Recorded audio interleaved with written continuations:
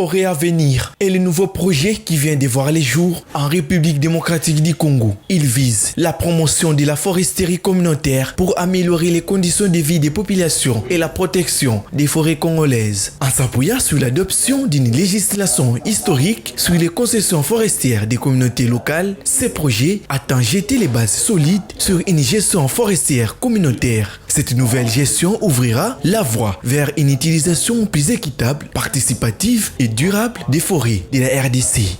C'est un projet qui a véritablement pour objectif d'améliorer les conditions de vie des communautés que nous avons accompagnées dans la phase précédente à sécuriser leur concession des forêts des communautés locales. Nous espérons que la mise en œuvre de ce projet va véritablement aider à booster le développement dans ces communautés, mais aussi va permettre que les forêts soient préservées, donc dans leur plan simple de gestion, qu'ils aient des mécanismes qui permettent que la forêt soit préservée et que la biodiversité soit protégée. Depuis 2016, les efforts conjoints de ces consortiums ont permis notamment l'élaboration et l'adoption d'une stratégie nationale relative à la foresterie communautaire. La stratégie a institué une phase expérimentale de 5 ans, soit 2018 à 2023. Ce nouveau projet consistera à implémenter cette stratégie afin d'atteindre les objectifs y assignés. Il doit s'exécuter dans les provinces de l'Équateur, Maniema et Nord-Kivu dans un premier temps.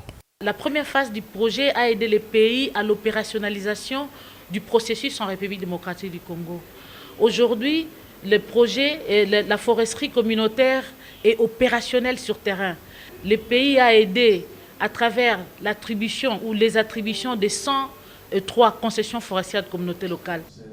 Notons par ailleurs que ces projets bénéficient du soutien financier de l'USAID et de l'Agence norvégienne de coopération au développement. Sous la coordination de la Red Forest Foundation, ICA, ce projet est mis en œuvre par 6 principales organisations partenaires dont les GACH, les RCLEF, PREPIG, GeoFirst Development, KGDFT et APEM.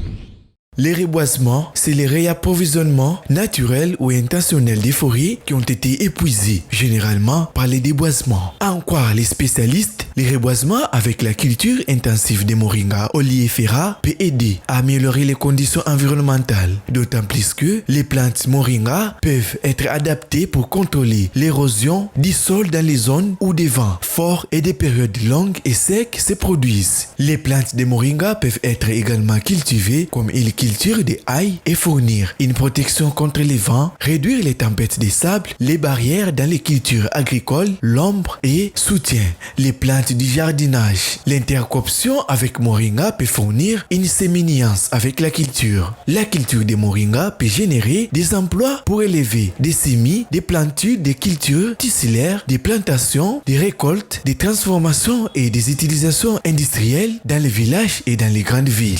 Notons par ailleurs que les reboisements peuvent servir à améliorer la qualité de la vie humaine en trempant la pollution et la poussière provenant de l'air, en reconstruisant les habitats naturels et les écosystèmes, ainsi que en atténuant les réchauffements climatiques, puisque les forêts facilitent la bioséquestration des dioxydes de carbone atmosphériques et en récoltant des ressources, en particulier les bois de contrôle de l'érosion. Cette démarche pourrait permettre à limiter les effets des changements climatique.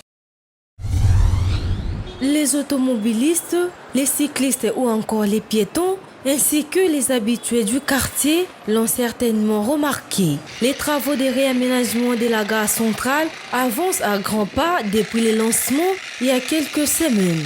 Ces travaux d'envergure consistent à remplacer les bordures du site de la gare, à refaire ses carreaux, à réactiver les jets d'eau et lumière.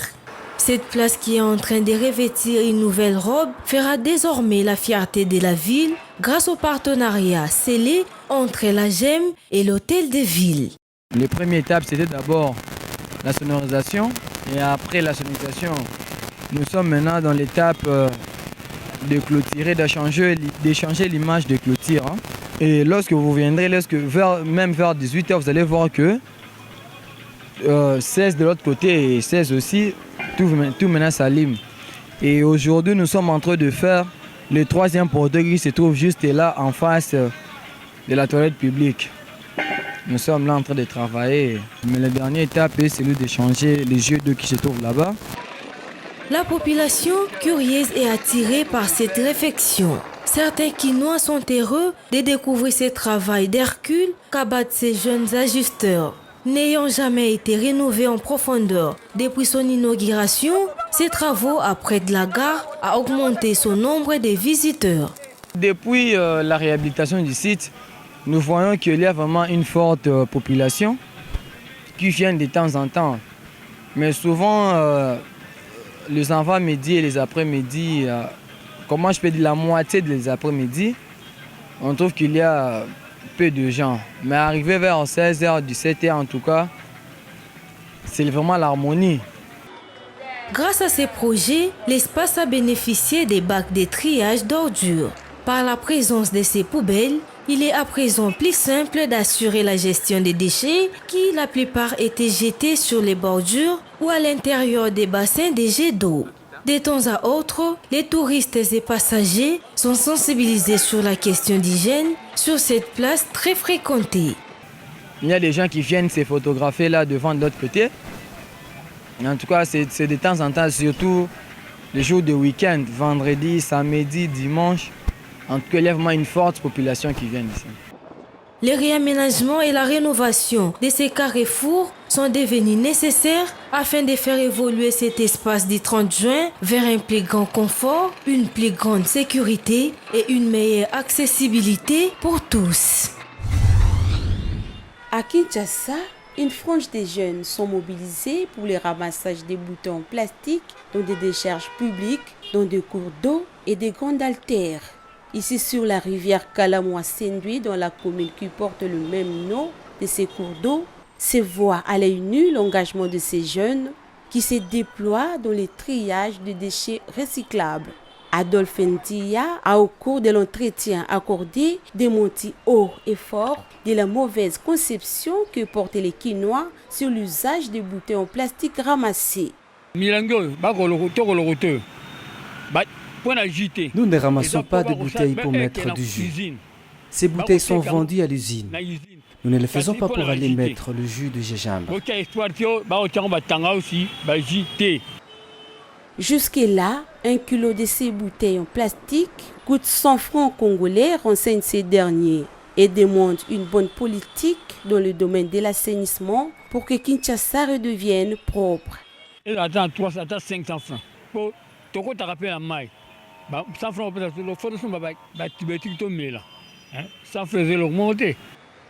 Pendant la saison sèche, ils collectent de 5 à 10 sacs le jour.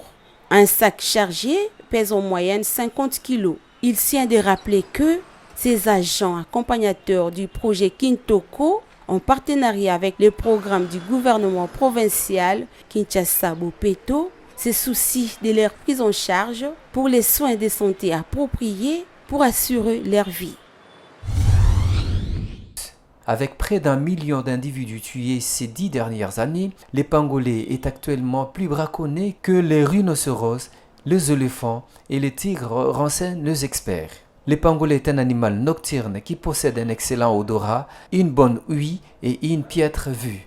Lorsqu'il est menacé, il se recroqueville en boule tel un hérisson, ne laissant exposer aux prédateurs que les parties les plus solides de son corps. Aujourd'hui, les recherches menées par l'Université d'agriculture de Chine du Sud révélaient que les analyses génétiques de virus prélevés sur les pangolais et sur les parties infectées par le coronavirus étaient identiques à 99%. Et en conclusion, que les pangolais étaient hôtes intermédiaires les plus probables. Après les analyses plus poussées, l'agence de presse officielle du gouvernement chinois a innocenté les pangolais. L'enquête se poursuit pour trouver le responsable du Covid-19. Toutefois, il sied de souligner en outre que cet animal, d'un tempérament calme et pacifique de nature, ne peut vivre en captivité tant qu'il est rongé par le stress. Les pangolais sont très sensibles aux émotions fortes. Le stress peut ainsi générer des conséquences graves telles que les ulcères gastriques ou des pneumonies. Les séchoirs solaires photovoltaïques, une première invention en République démocratique du Congo. Dans le but de remplacer les étalages des séchages traditionnels, qui la plupart consomment beaucoup de bois de chauffe que Magloire Djemoula a conçu. À Kinshasa, ces génies évoluent dans les centres d'études et de recherche sur la maîtrise de l'énergie, environnement et des technologies Sermet, sa maison de formation qui l'a aidé à aboutir à cette innovation. Nous avons maintenant innové, si pas en RDC, nous avons mis en place un séchoir mixte, c'est hybride, qui est solaire photovoltaïque. C'est-à-dire que ça fonctionne avec du soleil direct et en même temps avec le système de panneaux. C'est-à-dire lorsqu'il n'y a pas du solaire, ça peut continuer à fonctionner sans pour autant avoir assez de problèmes. Avec ça, vous n'allez pas voir que les produits changent la couleur. Parce que souvent, quand on sèche directement avec le système solaire direct, les produits ont souvent tendance à changer la couleur, la coloration.